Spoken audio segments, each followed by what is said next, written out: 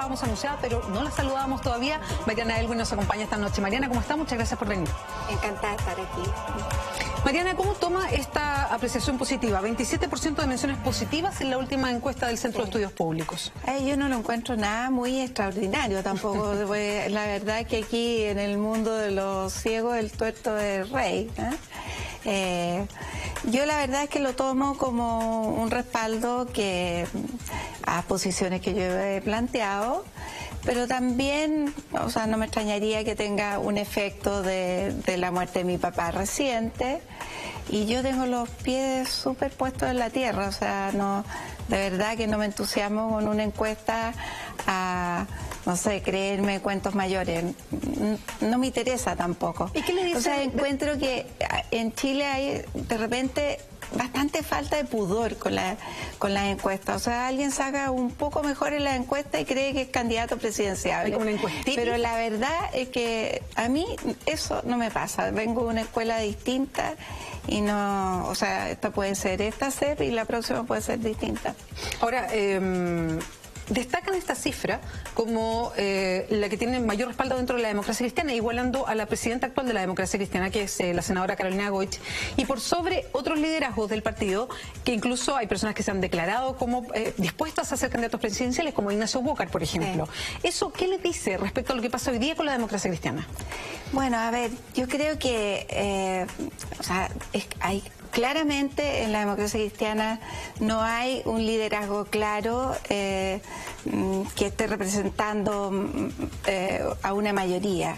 Y yo creo que ese es uno de los problemas que yo he señalado. O sea, de alguna manera nosotros no estamos siendo capaces de representar a un mundo que también se ha desencantado, que votaba por nosotros, que votaba por la Concertación, que votó por la nueva mayoría y que se ha desencantado. Y dentro de la democracia cristiana no hay ningún liderazgo fuerte hoy día que sea capaz de representar a ese mundo que yo creo que ahí tenemos que apuntar nosotros. Y en ese mismo, a propósito de ese mismo análisis, debería, y yo sé que es caer un poquito en esta trampa de hablar permanentemente de los candidatos presidenciales, y yo sé que es una trampa en el sentido que se instala un cierto debate, pero parece que ese debate ya se adelantó, a lo mejor porque vienen las municipales o porque los años pasan muy rápido y el próximo año es un año electoral. ¿La democracia cristiana debería tener candidatos bajo esa misma, bajo el análisis que usted está haciendo? A ver, yo creo que una manera de fortalecer la identidad de la democracia cristiana es primero tener un proyecto común. Y yo creo que dentro del partido tenemos divisiones internas y tenemos que hacer un debate interno para poder tener proyecto común. Y en segundo lugar, ojalá tener un candidato que represente esas ideas. Lo digo porque creo que uno de los temas que nosotros tenemos que abordar es como el desperfilamiento de la democracia cristiana dentro de la nueva mayoría. ¿Qué significa eso? Yo creo que nosotros tenemos parlamentarios, tenemos senadores que podrían haber ejercido mucho más poder del que han ejercido durante este gobierno. ¿Quiénes, por ejemplo? Bueno, o sea, yo creo que en el Senado tenemos 6 senadores que pueden marcar una diferencia en proyectos como los proyectos de educación, etcétera. Pero cuando estamos divididos, no marcamos la diferencia. Y tenemos muchos más parlamentarios, por ejemplo, que el Partido Comunista, y sin embargo el Partido Comunista pareciera tener más influencia que nosotros en lo que ha sido el gobierno de la nueva mayoría. Entonces, perdón, ¿y eso no significa que dentro de la democracia cristiana hay miradas que son de fondo distintas, como para que sí, unos senadores se instalen en un lado y otros en otro? Y me acuerdo, por ejemplo, de la reforma laboral, que sí efectivamente los tuvo bien enfrentados. Sí. Bueno, yo creo que sí, y yo creo que eso es lo que nosotros tenemos que limar y definir. O sea, creo que la democracia cristiana lo que tiene que hacer es definir hacia dónde quiere ir, qué proyecto le quiere ofrecer al país. ¿Y eso podría dejar gente afuera de la democracia cristiana? Bueno, eventualmente yo creo que a lo mejor hay posiciones que son irreconciliables, pero también puede ser que podamos ponernos de acuerdo. Por ejemplo, yo he estado participando en en una comisión de educación. Nunca había tenido oportunidad de participar en estos últimos años en una comisión de educación dentro del partido. O sea, me consultan mucho fuera del partido, pero nunca dentro del partido. Y bueno, la gente empieza a darse cuenta que, bueno, a lo mejor no es tan distinta mi opinión a la opinión de otros. De hecho, yo me he encontrado con personas que yo pensaba que ellos tenían posiciones completamente diferentes, y por ejemplo sobre la desmunicipalización, y tenemos posición bien coincidente. Entonces hay que acercar lo más posible esas posiciones, y si no es posible, clarificar, o sea, dónde está la mayoría del partido, si está en una posición o en otra. Pero yo creo que lo que nos ha hecho mal es estar siempre divididos. ¿Y esa posición, una u otra, es una posición que es de centro más hacia la derecha o de centro más hacia la izquierda? Yo diría que de centro izquierda más izquierda a de centro izquierda izquierda. Yo de verdad creo, yo no le hago asco a ampliar el centro y que nosotros pudiéramos eventualmente tener alianzas con partidos nuevos, como por ejemplo Ciudadanos en el centro, si es que se arma. Ciudadanos de Andrés Velasco. Sí, pero y la verdad es que yo de repente pienso que nosotros tenemos una especie de complejo izquierdizante. Entonces, no nos importa aliarnos con el Partido Comunista, que puede pensar muy distinto a nosotros. Y sí nos importa aliarnos con personas o con grupos de la sociedad que sean más cercanos a nosotros. Entonces, yo creo en una alianza de centro-izquierda, pero una alianza de centro-izquierda que sea equilibrada. Y esta alianza, la nueva mayoría, no ha sido equilibrada, y en gran medida por responsabilidad nuestra. Mariana, volviendo entonces al tema y entendiendo que lo primero es unirse como democracia cristiana frente a un proyecto común y hacer definiciones transparentes a la ciudadanía. Exactamente. Y en ese contexto, ¿deberían tener candidato presidencial? Yo creo que sí somos capaces de tener esta unidad de propósito y ofrecer un proyecto común al país. Y creo que sería bueno, porque eso ayudaría a fortalecer una identidad demócrata cristiana. Y eventualmente yo creo que eso también ayudaría a que gente que hoy día se siente lejana de la centroizquierda, nosotros la podamos recuperar. Yo tengo la impresión de que si la democracia cristiana no hace ese papel, la verdad es que aquí el mayor beneficiado es la centroderecha, y que aquí podemos terminar nuevamente entregándole el poder a la derecha. ¿Tiene un nombre sobre el liderazgo o un liderazgo que le gusta dentro de la democracia cristiana? A ver, yo creo que hay varios. A mí me parece que hay. Ahora, ninguno tiene hoy día la fuerza y lo vemos y es evidente. Pero creo que Carolina Goich es una persona con bastante potencialidad. El mismo Claudio Rego está bien en las encuestas. Después está Jorge Burgos, está Ignacio Walker, que quiere, y yo encuentro que eso es bien valioso, y que eventualmente podría tener siendo candidato es distinto, porque si uno dice solamente quiero ser candidato, pero no lo es, pero si hacemos este debate interno y se posiciona a alguien, yo creo que hay que buscar quien sea más competitivo. Mariana, quiero que vayamos a una encuesta en la calle, porque después vamos a pasar a los que hoy día sí han anunciado, o quizás no en forma tan evidente que quieren ser candidatos, pero sí sus nombres están dando que hablar y son parte de la discusión de la nueva mayoría. Por un lado está Ricardo Lagos, el expresidente, que anuncia que está disponible, pero tiene que ver que pase la contingencia, y el otro es el senador Alejandro Guillé, que es primera vez que está como senador, viene del mundo de las comunicaciones, y hoy día se ha levantado una discusión interna para ver quién es. Le voy a preguntar por esos liderazgos, pero antes miremos esta encuesta. Pienso que estas personas ya tuvieron su oportunidad y reelegirlas de nuevo sería un error, porque ya demostraron lo que tenían que demostrar, hicieron prueba embarrada, sacaron malas leyes. Yo creo que finalmente Guiller se va a meter como por los palos y quizás termine siendo el próximo presidente, tomando en cuenta de que los otros tienen más rechazo que apoyo de la gente? Bueno, no se entiende lo que quiere hacer la nueva mayoría. La nueva mayoría ya tiene la escoba en el país y creemos que Lagos y lo que se presente antiguo a lo que ya está no vale. Porque vamos a seguir lo mismo, dando vuelta a lo mismo. Yo creo que no. Debería existir gente más joven con nuevas ideas. Lagos, de nuevo, no creo. Ahí está, la calle opinando respecto a esos liderazgos, Ricardo Lagos, Alejandro Guillet, que es una discusión instalada en la nueva mayoría. ¿Cómo se posiciona usted? ¿Cómo mira a estos dos? O sea, a mí me hace mucho sentido lo que dice la gente en la calle. Yo creo que la gente quiere una renovación y creo que nosotros debiéramos ponernos a disposición de esa renovación, apoyar candidatos jóvenes con potencialidad, con liderazgo, generar liderazgos nuevos. El país está como en un pozo estancado con los liderazgos.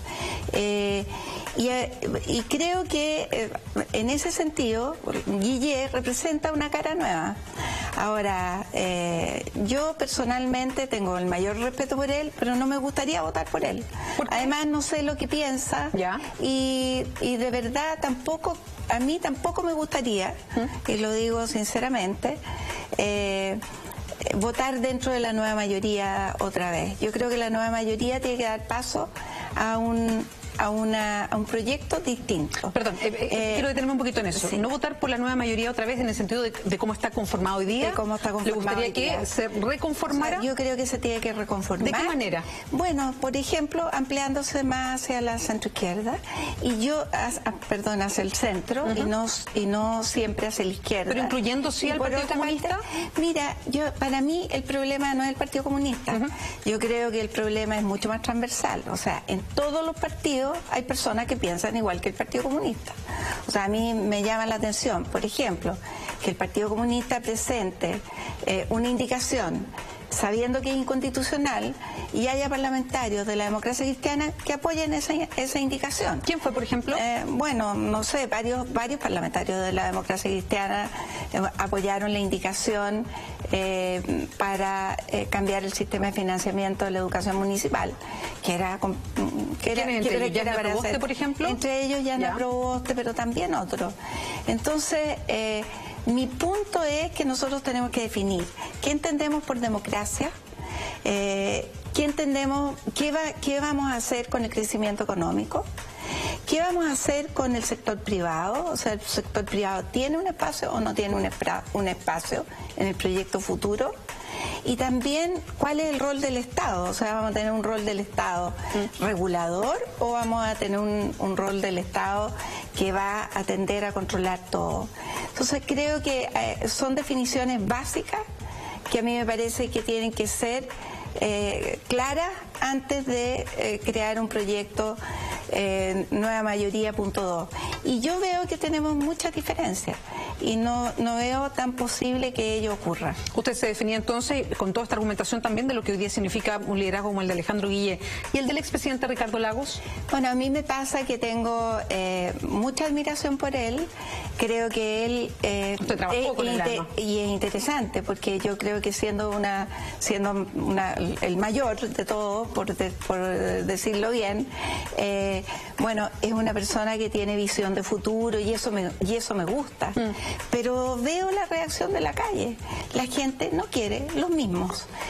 Y yo tengo la impresión de que Ricardo Lagos podría ser una alternativa, pero lo veo muy difícil. O sea, yo creo que no tiene el apoyo suficiente, no tiene el apoyo del Partido Socialista todavía, el apoyo de la democracia cristiana, yo supongo que lo puede tener el de algunos, pero sí, no de todos. Yo también. Entonces, primero veamos si lo va a apoyar el Partido Socialista y luego veamos qué es lo que pasa. Pero yo, sinceramente, creo que hay una aspiración en la ciudadanía de renovación de la política. ¿Y a usted le gustaría ser candidata? A mí no me gustaría. Y la verdad es que no tengo ninguna aspiración en ese sentido. ¿De ninguna candidatura? No me refiero solamente presidencial, pero presidencial, pero volver al Parlamento. Volver al Parlamento es una posibilidad que me la planteo. Y lo que sí quiero es seguir luchando por las ideas en que quiero, en que creo, y si es desde el Parlamento y tengo la posibilidad, lo voy a hacer. Yo sé que no es tan sencillo como decir me gustaría hacer esto, pero ¿usted piensa en una diputación de nuevo o le gustaría ser senadora? Mira, me da lo mismo, pero también quiero decir que es más fácil la Cámara de Diputados que el Senado, por los espacios que hay, pero por otra parte, yo tampoco, esta no es mi aspiración personal. Entonces yo estoy disponible a hacerlo siempre que sea un proyecto más colectivo, en la cual haya varias personas que se atrevan a hacer lo mismo. O sea, yo tengo una vida tranquila, no me gusta lo que hago, no es una necesidad personal, pero sí me entusiasma poder contribuir en las ideas que yo creo. Mariana, usted dice, yo tengo una vida tranquila, pero está bien opinante en política. Bueno, la encuesta CEP también demuestra que, a propósito de que la mencionan como alguien que ha estado presente en la discusión cotidiana. De hecho, le voy a recordar algunas frases suyas a propósito de la vida. Usted decía, una vida tranquila, pero que le ha costado harta exposición pública, harto debate en redes sociales a propósito de sus opiniones. Una de ellas tiene que ver con Loret. A propósito de que usted era ministra de Educación cuando llega Loret al país. Usted dice que Loret tiene un prestigio en el mundo y no ha retirado ganancias. Eso es una frase, voy a entrar ya de inmediato a ella. Pero otra frase que también ha despertado harta urticaria, una gran responsabilidad de la pérdida del electorado de este gobierno la tiene la misma Democracia Cristiana, dijo usted, lo que también le valió críticas al interior de su partido. Mariana Elwin desestima continuidad de la nueva mayoría, que es algo que estábamos hablando recién. ¿Qué le ha pasado a usted con estas declaraciones que ha hecho y la discusión que ha provocado? Mira, o sea, yo me siento bastante libre, y a lo mejor porque no tengo ningún cargo de decir lo que pienso. Yo en el caso de Loret no estoy defendiendo a Loret, pero me pasó lo siguiente. Me llegó un mail de un camarada sencillo que me dice: señora Mariana, ¿qué va a pasar con la Universidad de las Américas? Yo tengo a mi hijo estudiando ahí, ¿va a pasar lo mismo que en la Universidad del Mar? Bueno, hay 170.000 estudiantes en instituciones que pertenecen a Loret. Loret tiene un esquema de negocio en el cual vende servicios a las universidades y a las instituciones que controla, pero no ha retirado ganancias. Entonces, es un tema, yo creo que hay que definir bien a qué le vamos a llamar el lucro, porque resulta que la Universidad de Chile también tiene instituciones que le venden servicios a la Universidad de Chile, otras universidades también tienen, que son públicas, que tienen servicios que se venden entre ellas mismas. Entonces creo que hay que clarificar bien el tema, y no podemos, y además, o sea, estas instituciones de Loret han sido acreditadas por la institucionalidad chilena, han podido entrar, han sido acreditadas, han sido revisadas, ha habido comisiones investigadoras y no les han probado que retiren utilidades. Entonces, tú dices, o sea, cambiemos si quieren las reglas del juego y no permitamos que Loret exista en Chile, pero con las reglas del juego que tenemos, Loret ha sido legitimado por la institucionalidad chilena. Entonces no podemos poner en juego a cada rato la credibilidad también de nuestras propias instituciones, y yo creo que hay mucha facilidad para derribar lo que nuestras propias instituciones hacen. Mariana, pero es que en el caso de Loret todo parte ahora, porque ha habido investigaciones antes. De hecho, la investigación que sostuvo el fiscal Carlos Gajardo a propósito de esta documentación que le entregó la Cámara de Diputados y también por investigación propia, apunta a que efectivamente él se arma la convicción de que hay muchas universidades privadas, son varias, entre ellas Loret y otras más, que sí lucran, y eso es contrario a la ley, pero que no está tipificada la forma de llevar adelante el delito, lo que es súper complejo porque lo prohíbe la ley, pero no está tipificado el delito. Aparte de eso, Loret hace una declaración pública a la hora de abrir acciones en Estados Unidos y se declara con fines de lucro. Y ahí es donde aparece la polémica. Ellos mismos hacen esa declaración de fines de lucro, lo que contraviene a la legislación chilena, y por eso se arma todo. Ahora, lo que pasa es que Loret tiene fines de lucro, pero las instituciones salvo AYEP, que es un centro de formación técnica que sí tiene fin de lucro. Y puede tener, por eso lo puede tener. Las universidades no tienen fines de lucro.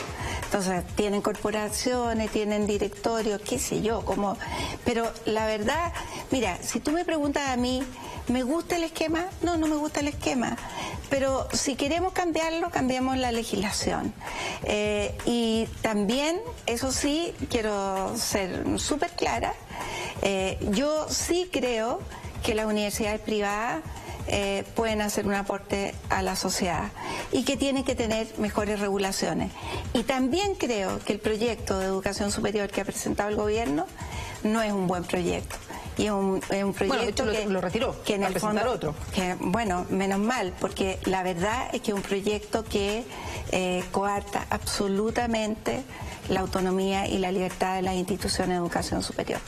Ahora, Mariana, justo Loret llegó cuando usted era ministra de Educación. Sí. ¿Cómo hacían en ese momento para que se cumpliera la ley de no al lucro? Que hace un tema de debate permanente. Sí, es un tema complejo porque Loret entró por el decreto de ley 600 como inversión extranjera y compró una universidad muy pequeña que era muy mala además. Perdón, yo soy que era la universidad en este tema, era la universidad, pero puede entrar por sistema de inversiones extranjeras para comprarse una universidad. Así es. Suena extraño, parece como solamente un negocio económico cuando tenía que ver con la educación. Bueno, así fue. Y entró de esa manera. Ahora, yo también quiero decir que cuando en esos años, o sea, entre el año 2000 y el 2003, empezó a expandirse la educación superior privada como se ha hecho en los últimos años. O sea, el Loret debe haber comprado una universidad que tenía 2.000 estudiantes o menos y resulta que en pocos años. Entonces, cuando nosotros pusimos ojo a esto, dijimos, oye, ¿cómo se están expandiendo tan fácilmente? Bueno, pero eran inversiones. Y no había retiro de utilidades, o sea, estas universidades... ¿Eso sí se vigiló? ¿O era algo que no se tomaba todavía en cuenta? Todavía no estaba completamente dentro del ojo tampoco de las autoridades, digamos, que no era del ojo público, pero las autoridades tampoco. No, tampoco. Nosotros de repente decíamos, oye, ¿qué propaganda hace esta universidad? Y entonces teníamos la preocupación, o por qué esta universidad crea tantas sedes, pero no estábamos todavía, o sea, era algo que estaba comenzando. Entonces, no solo no estaba en el ojo público, sino que de la gente, sino que tampoco de las autoridades en ese momento. Después ya se fue haciendo mucho más evidente.